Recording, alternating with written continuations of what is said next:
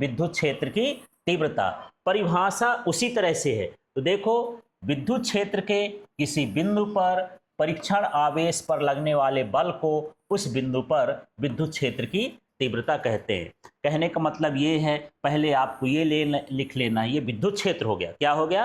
विद्युत क्षेत्र। विद्युत क्षेत्र के किसी बिंदु पर परीक्षण आवेश क्या हो गया? Q not.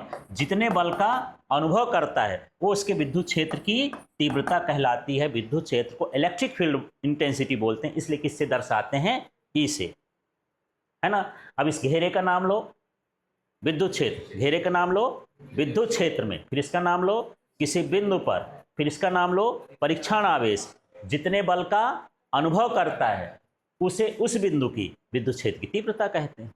इन संकेत को समझो, भाषा अपने आप बन जाएगी। ठीक है, चलो एक बार बोल के देखो, तेज तेज बोलना है। विद्युत क्षेत्र में किसी बिंदु पर परीक्षण आवेश, हाँ, परीक्षण आवेश पर लगने वाला बल उस बिंदु पर विद्युत क्षेत्र की तीव्रता कहलाता है। आप भाषा में मत जाओ, जो इसमें लिखा है उसमें भी मत जाओ, आप उस सेंस में जाओ कि हम इसको किस तरह से बोल सकते हैं।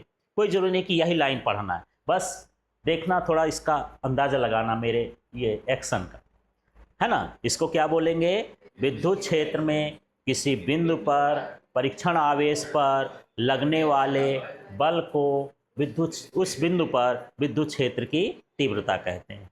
याद हो जाएगा, है ना। तो इसी तरह से इसकी परिभाषा हो गई। अब इसका ये सूत्र होता है E बराबर F/Q0, है ना। E का मतलब विद्युत क्षेत्र की तीव्रता, इलेक्ट्रिक फील्ड इंटेंसिटी, है ना। उसको किससे दर्शाते हैं? E से। और ये बल है, फोर्स कहला गया। ये है Q0, परीक्षण आवेश, जिसको टेस्ट चार्ज बोलते हैं। ठीक है, अब मैं इससे परिभाषा बताना चाहता हूं। इस सूत्र से भी परिभाषा बता सकते हो आप, चित्र उत्र छोड़ो। देखो, इसका नाम लो विद्युत क्षेत्र में, फिर यहां पर एक बिंदु बना लो, किसी बिंदु पर परीक्षण आवेश पर लगने वाले बल को विद्युत क्षेत्र की तीव्रता कहते हैं।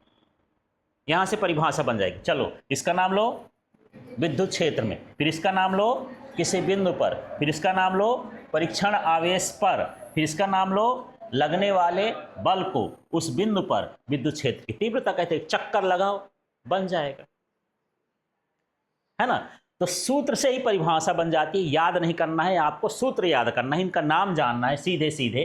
ठीक है, क्लियर हो गया। तो परिभाषा बन जाएगी, एक बार बोल के बताना। इसका नाम लो विद्युत क्षेत्र में, फिर इसका नाम लो किसी बिंदु पर परीक्षण आवेश पर लगने वाले बल के मान को उस बिंदु की विद्युत क्षेत्र की तीव्रता कहते हैं। इसकी परिभाषा बन जाएगी। क्लियर हो गया? ठीक है, तो सूत्र याद हो गया। सूत्र क्या है बताओ अब? E बराबर F/Q0। इसमें E और F क्या है? कैपिटल है। Q को कैपिटल स्मॉल कुछ भी लिखा जा सकता है, जनरली स्मॉल ही लिखते हैं। ठीक है, अब इसका मात्रक क्या है? इसका मात्रक पता करना है आपको, बिल्कुल मात्रक याद नहीं करना है। यदि आपको ये सूत्र याद है तो इससे परिभाषा भी बन जाएगी और मात्रक भी बन जाएगा। ठीक है, तो क्या होना चाहिए? मात्रक कैसे निकालेंगे? देखो, यहाँ बल का मात्रक क्या होता है? न्यूटन। और यहाँ पर आवेश का मात्रक क्या है? कूलाम। तो इसका SI मात्रक क्या हो गया? विद्युत क्षेत्र की तीव्रता का SI मात्रक क्या हो गया? न्यूटन प्रति कूलाम। ठीक है, लेकिन परीक्षा में आपसे ऐसा नहीं पूछेगा कि विद्युत क्षेत्र की तीव्रता का मात्रक बताओ। वो ऐसा पूछेगा कि उस भौतिक राशि का नाम बताओ जिसका मात्रक न्यूटन प्रति कूलाम होता है। किसका होता है? विद्युत क्षेत्र की तीव्रता का। तो दोनों क्रॉस क्वेश्चन आपको समझना है। ऐसे भी समझना है आपको कि विद्युत क्षेत्र की तीव्रता का मात्रक क्या है, तो आप क्या बोलोगे? न्यूटन प्रति कूलाम। ये पूछ दिया न्यूटन प्रति कूलाम किस राशि का मात्रक है, तो विद्युत क्षेत्र की तीव्रता का। अभी आप क्वेश्चन बैंक लिखते जा रहे हो ना, उसमें इस तरह के क्वेश्चन आपको मिल जाएंगे। कहीं सत्य सत्य में क्या, तो पूरे फॉर्मेट में आप क्वेश्चन लिख रहे हो। ये LK फिजिक्स ऐप में भी पढ़े हुए हैं, है ना। मतलब आपको जैसे एग्जाम में आता है कि वहाँ पर विकल्प वाले प्रश्न आते हैं तो विकल्प के फॉर्मेट में लिखे हो, खाली स्थान वाले आते हैं तो खाली स्थान वाले लिखे हो, सत्य सत्य वाले आते हैं तो सत्य सत्य वाले लिखे हो, सही जोड़ी वाले आते हैं तो सही जोड़ी वाले लिखे हो। एक वाक्य वाले हैं तो एक वाक्य वाले भी लिखे हो, है ना, पूरे फॉर्मेट में ही है उसमें। फिर इसके बाद 2 अंक वाले प्रश्न चलेंगे, 3 अंक वाले और 4 अंक वाले, किस किस पैटर्न में पूछे जा सकते हैं, क्वेश्चन बैंक में पढ़ा है। चलिए, अब विद्युत क्षेत्र की जो तीव्रता है वो कैसी राशि होती है, सदिश। वैसे यहाँ बल ही है ना, बल भी सदिश है, तो ये भी क्या हो गया, सदिश हो गया। तो विद्युत क्षेत्र की तीव्रता कैसी राशि होती है, सदिश राशि। तो मुझे अब यहाँ पर 3 चीजें बताओ। विद्युत क्षेत्र की तीव्रता का सूत्र क्या है, E बराबर एफ बटे क्यू नॉट। फिर मुझे ये बताओ इसका मात्रक क्या है, क्यों है न्यूटन प्रति कूलाम। एफ का बल का मात्रक न्यूटन और आवेश का मात्रक कूलाम, तो उससे क्या बन जाएगा, न्यूटन कूलाम। ठीक है, न्यूटन प्रति कूलाम। और इस कैसी राशि होती है, ये सदिश राशि होती है। ये छोटे छोटे प्रश्न पूछ जाते हैं, जो अभी मैं बता रहा हूं ये सब छोटे छोटे प्रश्न के लिए। ठीक है, चलिए कुछ अब हम इसकी दिशा के बारे में समझते हैं। यदि सदिश राशि है तो इसकी दिशा कैसी होगी। लेकिन इसके पहले यहाँ पर एक पॉइंट और समझते हैं। यहाँ पर जो विद्युत क्षेत्र का अस्तित्व होता है त्रिविमीय दिक् स्थान के प्रत्येक बिंदु पर होता है। मतलब ये है कि यदि ये आवेश यहाँ पर है तो विद्युत क्षेत्र यहाँ होगा कि यहाँ होगा कि यहाँ होगा कि यहाँ होगा कि यहाँ होगा कि यहाँ होगा कि यहाँ होगा, कहाँ होगा। अभी हम परिभाषा में क्या पढ़े हैं, इसके चारों ओर होगा, मतलब इसके पूरे घेरे में होगा। जब हम पूरा भाग ऐसे ले लेते हैं तो उसको हम क्या बोलते हैं, त्रिविमीय। उसको क्या बोलते हैं, त्रिविमीय। तो विद्युत क्षेत्र का प्रभाव कहाँ पर होगा, त्रिविमीय होगा।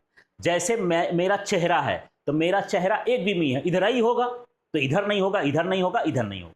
चेहरा एक ही तरफ हो सकता है, लेकिन मैं बोल रहा हूं भले मेरा मुंह इधर है, लेकिन मेरी आवाज इधर भी जाएगी, इधर भी जाएगी, इधर भी जाएगी, इधर भी जाएगी, इधर भी जाएगी, चारों तरफ जाएगी। तो आवाज का क्षेत्र कैसा है, त्रिविमीय। तो विद्युत क्षेत्र भी कैसा होता है, त्रिविमीय दिक् स्थान पर होता है, माने प्रत्येक दिशाओं में, दिक् माने दिशा, प्रत्येक दिशाओं में होता है। ठीक है, समझ में आ गया। तो यहां पर यह हो सकता है कि विद्युत क्षेत्र का अस्तित्व होता है। अब ऑप्शन में दे दिया आपको, एक विमीय, द्विविमीय, त्रिविमीय, इनमें से कोई नहीं, तो क्या ऑप्शन हो जाएगा, त्रिविमीय। माने चारों ओर होता है, हर दिशा में होता है, उसका मतलब ये समझना। ठीक है, अब देखिए, यदि मेरे पास यहां पर धनावेश है, क्या आवेश है, धनावेश, तो विद्युत क्षेत्र किधर होगा ये मुझे पता करना है। क्योंकि अभी आप तो पढ़े कि विद्युत क्षेत्र कैसी राशि है, सदिश। कैसी राशि है, सदिश, तो इसकी दिशा भी होगी। तो यह अलग अलग दिशा होती है, माइनस के लिए अलग होती है, प्लस के लिए क्या होती है, अलग। तो यदि मेरे पास धनावेश होता है तो विद्युत क्षेत्र की दिशा कहाँ की ओर होती है, आवेश से बाहर की ओर। जैसे यहाँ पर आवेश लिया तो विद्युत क्षेत्र इधर की ओर होगा। ये किसकी दिशा बता रहा है, ठीक है। और इसको मत समझना कि ये केवल ऐसे ऐसे है, ये अंदर भी है, बाहर भी है, हर तरफ से तीर को समझ लेना। ठीक है, ये है। तो मतलब ये है कि यदि आप प्लस क्यू आवेश लिखते हो और इससे मैं बोला कि इसका विद्युत क्षेत्र बनाओ, तो इसका विद्युत क्षेत्र कहाँ की ओर होगा, कहाँ की ओर होगा, बाहर की ओर। एक ही दिशा में होगा क्या, एक ही दिशा में होगा क्या, सभी दिशाओं में। कहाँ होगा, सभी दिशाओं में। जैसे आवाज मान लो, तो आवाज से तीर से बताना हो कि किधर जा रही है आवाज, ऐसे भी जा रही है, ऐसे भी जा रही है, ऐसे भी जा रही है। आवाज कभी कहाँ की ओर जाती है, मुंह से बाहर की ओर, अंदर नहीं घुसती है। नहीं, बाहर कैसे जाएगी यार, मैं बोलूंगा तो यहीं घुस जाएगी, तो आपको सुनाई देगा। आवाज कैसे जा रही है, बाहर। ऐसे आवेश का प्लस क्यू के लिए जो क्षेत्र होता है कहाँ की ओर होता है, बाहर की ओर होता है। ठीक है, क्लियर हो गया। अब ये समझ लो मेरा मुंह है ये प्लस वाला है और जो कान है वो माइनस वाला है, यहां से निकलता है, यहां से घुस जाता है, ये सुनने के लिए हो गया। तो जब माइनस क्यू आवेश होगा तो विद्युत क्षेत्र की दिशा कैसी होगी देख लेते हैं, है ना। तो देखो, ऋणावेश होने पर विद्युत क्षेत्र की दिशा कहाँ की ओर होती है, हाँ, ऋणावेश होने पर आप ये कहाँ की ओर होती है, अंदर की ओर। यदि मैं यहाँ पर ये लिखा हूं माइनस क्यू, ये लिखा ना माइनस क्यू, तो तीर कहाँ की ओर होगा, अंदर की ओर। ऐसे समझ लो ये केवल हमारे शरीर में जो कान है ये केवल सुनने का काम करता है, इसमें तरंगें घुसती हैं, यहाँ से निकलती नहीं है ना। ऐसे ही इसमें आवेश घुसता है, माने विद्युत क्षेत्र कहाँ की ओर रहेगा, अंदर की ओर। ठीक, इस तरह से आपको समझना है। क्लियर हो गया। तो बताओ, धनावेश के लिए विद्युत क्षेत्र कहाँ की ओर रहेगा, आवेश से बाहर की ओर। और ऋणावेश में कैसा रहेगा, आवेश से अंदर की ओर। ठीक है, अब यहां पर देख लेते हैं यदि विद्युत क्षेत्र में ई, विद्युत क्षेत्र का नाम क्या है ई, और आवेश का नाम क्या है Q, आवेश स्थित हो तो इस पर आरोपित बल F बराबर QE हो जाता है। ये आता है, यही लाइन पूरी लिख करके आती है, ऑप्शन में दे देता है। अभी मैं जो क्वेश्चन लिखाया हूं आपको वो उसमें से देख लेना, क्वेश्चन बैंक वाले में क्वेश्चन ये भी होगा कि यदि विद्युत क्षेत्र E है, उस पर कोई आवेश Q है, तो उस पर लगने वाले बल का मान क्या हो जाएगा, F बराबर QE। पर आया कहां से यार, अभी सूत्र पढ़े हो आप, E बराबर क्या पढ़े हो, E बराबर क्या पढ़ रहे हो, F अपॉन Q नॉट। अब Q नॉट नहीं दिया है, Q दिया है तो Q लिख दो। अब बताओ इसमें F का मान निकालना है तो क्या करोगे यार, इसका पक्षांतर कर दो, क्या हो जाएगा QE, इधर जाएगा बराबर क्या हो गया F, तो बल का मान आ गया QE, इस तरह से QE आ गया। तो क्वेश्चन तो घुमाना है, आप विद्युत क्षेत्र जानते हो, अब वो विद्युत क्षेत्र पूछ के क्या पूछ रहा है, बल। ठीक है, ऐसे पूछ दिया कि विद्युत क्षेत्र E है, उस पर लगने वाला बल है, तो उस पर आवेश का मान कितना होगा, उल्टा पुल्टा तो पूछना है। अब बताओ आवेश का मान क्या होगा, मानी मुझे इसमें क्या चाहिए Q, तो Q निकालोगे तो क्या हो जाएगा F बटे E। सूत्र वही है, उसको पूछने का तरीका तीन तरह से हो सकता है। विद्युत क्षेत्र की तीव्रता का सूत्र लिखो, है ना, या कह दिया कि विद्युत क्षेत्र वो यदि बल F है, उस पर आवेश Q है, तो उस पर विद्युत क्षेत्र का मान कितना होगा, F अपॉन क्या हो गया Q हो गया।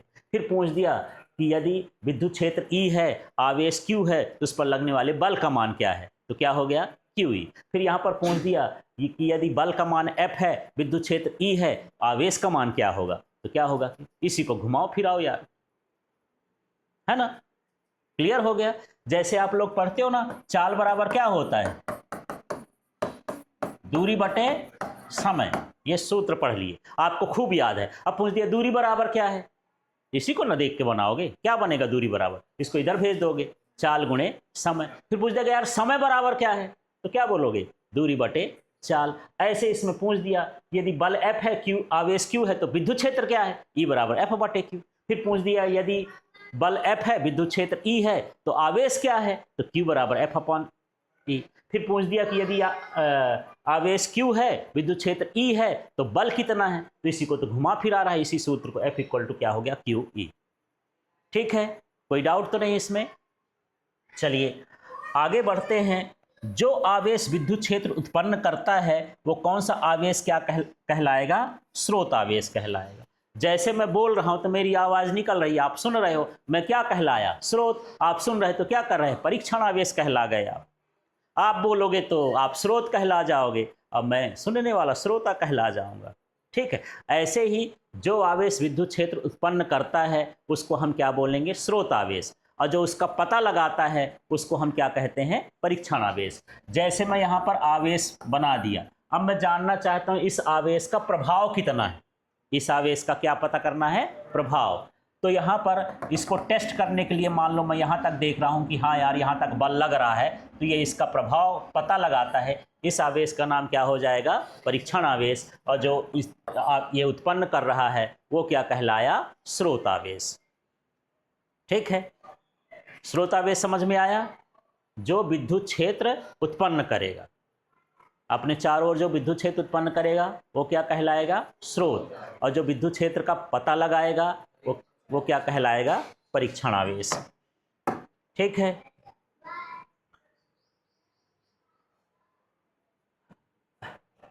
तो चलिए इसमें और चीजें देख लेते हैं पॉइंट में। तो जो आवेश स्रोत आवेश का प्रभाव का क्या करता है, परीक्षण करता है या पता लगाता है, उसे क्या कहते हैं, परीक्षण आवेश।